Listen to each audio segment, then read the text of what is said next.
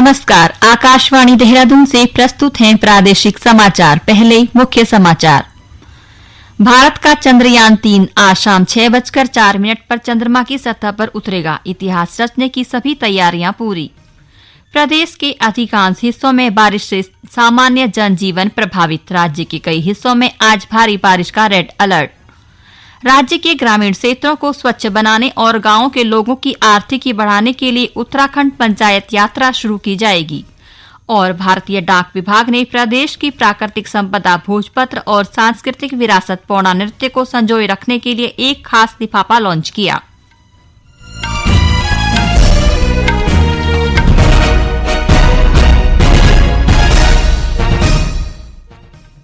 समाचारों के साथ मैं नीता कांडपाल। अब समाचार विस्तार से। देश का तीसरा चंद्र मिशन चंद्रयान 3 आज शाम 6:04 पर चंद्रमा की सतह पर उतरेगा। चंद्रमा से करीब 25 किलोमीटर की दूरी से उतरते समय लैंडर की गति में कमी लाना इस अभियान का सबसे कठिन चरण होगा।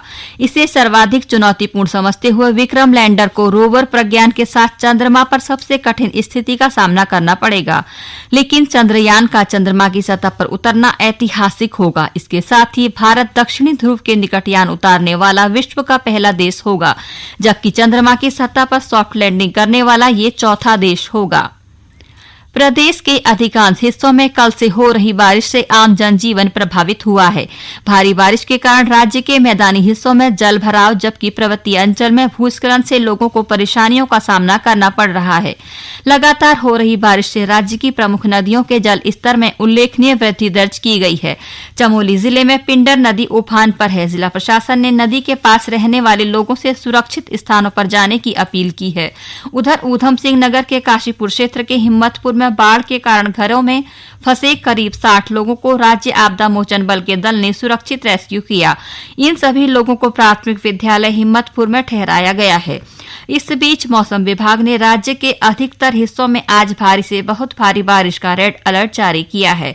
विभाग ने देहरादून, टिहरी, पौड़ी, चंपावत, नैनीताल, ऊधम सिंह नगर और हरिद्वार में कल भी भारी बारिश का ऑरेंज अलर्ट दिया है। राज्य में मानसून सीजन के दौरान अब तक अतिवृष्टि और भूस्खलन से जुड़ी घटनाओं में 84 लोगों की मृत्यु हुई है। साथ ही 47 लोग घायल हुए हैं और 18 अभी भी लापता हैं। इस बीच भूस्खलन के चलते कोटद्वार पौड़ी राष्ट्रीय राजमार्ग विभिन्न स्थानों पर भूस्खलन के चलते आवाजाही के लिए पूरी तरह से बंद है। वहीं बद्रीनाथ राष्ट्रीय राजमार्ग विभिन्न स्थानों पर मलबा आने के चलते आवाजाही के लिए बाधित है। राज्य आपदा परिचालन केंद्र देहरादून से प्राप्त जानकारी के अनुसार प्रदेश की 200 से ज्यादा ग्रामीण सड़कें मलबा आने के कारण आवाजाही के लिए बाधित हैं। अत्यधिक बारिश और घना कोहरा छाए होने के कारण इन रास्तों को खोलने में दिक्कतों का सामना करना पड़ रहा है। प्रधानमंत्री नरेंद्र मोदी ने कहा है कि भारत आने वाले वर्षों में दुनिया का विकास इंजन बनेगा और जल्द ही $5 ट्रिलियन की अर्थव्यवस्था बन जाएगा। दक्षिण अफ्रीका के जोहान्सबर्ग में BRICS business forum leaders dialogue में प्रधानमंत्री ने कहा कि वैश्विक अर्थव्यवस्था में आर्थिकी उथल-पुथल के बावजूद भारत आज दुनिया की सबसे तेजी से बढ़ती प्रमुख अर्थव्यवस्था बना हुआ है। प्रधानमंत्री ने विभिन्न क्षेत्रों में किए गए सुधारों के बारे में कहा कि भारत सरकार के मिशन मोड में किए गए सुधारों के कारण ही व्यापार आसान करने में वृद्धि हुई है। श्री मोदी ने बताया कि डीबीटी योजना से सेवा वितरण में पारदर्शिता बढ़ी है और भ्रष्टाचार कम हुआ है।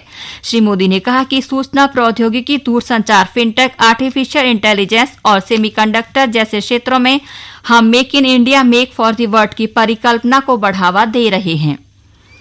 मुख्यमंत्री पुष्कर सिंह धामी ने कहा कि उत्तराखंड जल्द ही समान नागरिकता संहिता लागू करने वाला देश का पहला राज्य बनेगा। एक समाचार एजेंसी को दिए गए साक्षात्कार में मुख्यमंत्री ने कहा कि रिटायर्ड जस्टिस रंजना प्रकाश देसाई की अध्यक्षता में गठित ड्राफ्ट कमेटी प्रदेश में हर वर्ग, समुदाय और जाति के प्रमुख हितधारकों से बातचीत कर ड्राफ्ट तैयार कर चुकी है और ड्राफ्ट मिलते ही इसे विधानसभा में प्रस्तुत कर लागू कर दिया जाएगा।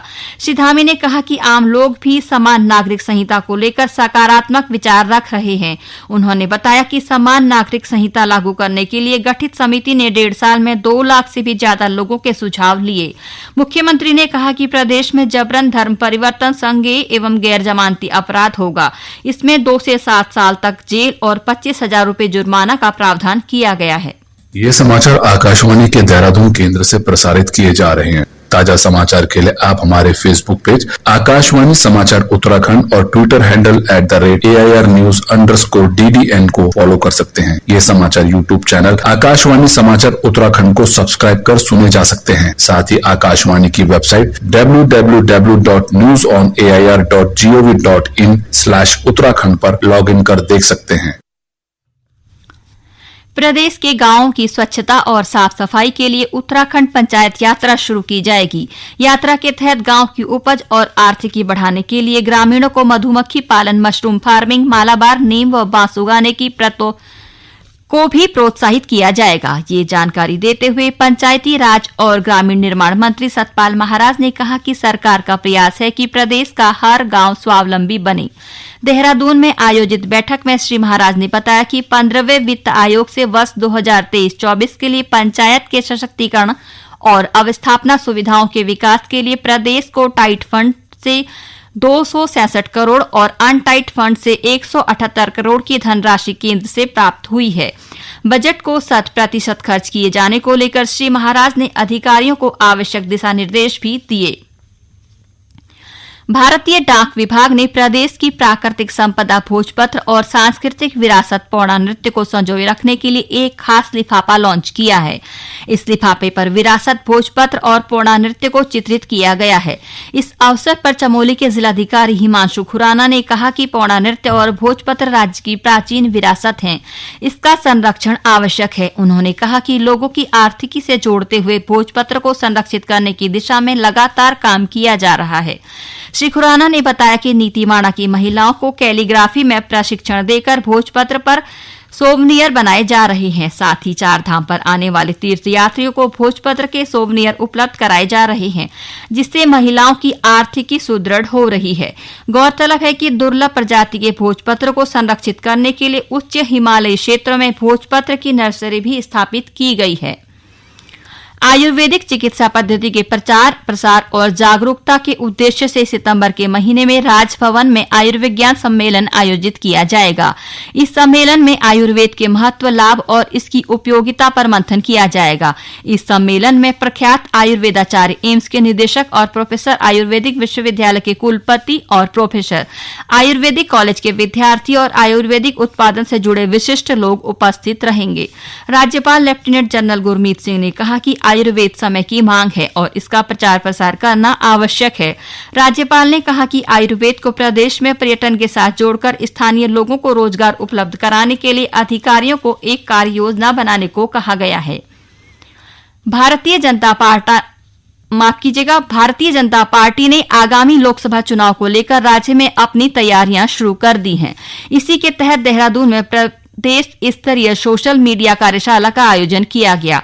इस दौरान अध्यक्ष महेंद्र भट्ट ने कहा कि आज समाज में सोशल मीडिया का प्रभाव बहुत ही बढ़ गया है और इसका फायदा नकारात्मकता फैलाने के किया जा रहा है। उन्होंने विपक्ष पर सोशल मीडिया के जरिए सुनियोजित तरीके से भ्रामक प्रचार करने का आरोप लगाया। श्री भट्ट ने पार्टी कार्यकर्ताओं से सोशल मीडिया पर फैलाई जा रही भ्रामक जानकारियों का खंडन करने का आह्वान किया। केंद्रीय स्वास्थ्य मंत्री मनसुख मांडविया ने कहा कि आयुष्मान भारत स्वास्थ्य और आरोग्य केंद्रों के जरिए भारत गैर संचारी रोगों की रोकथाम में कोई कसर नहीं छोड़ रहा। विश्व स्वास्थ्य संगठन के महानिदेशक टेड्रोस अदनोम घेब्रेयेसस द्वारा सोशल मीडिया प्लेटफॉर्म पर किए गए पोस्ट के जवाब पर स्वास्थ्य मंत्री ने कहा कि भारत स्वास्थ्य क्षेत्र में बुनियादी ढांचे और मानव संसाधन विकास को सुदृढ़ कर रहा है। उन्होंने कहा कि हम सभी के लिए स्वास्थ्य सुनिश्चित करने के प्रति वचनबद्ध हैं। अंत में मुख्य समाचार एक बार फिर।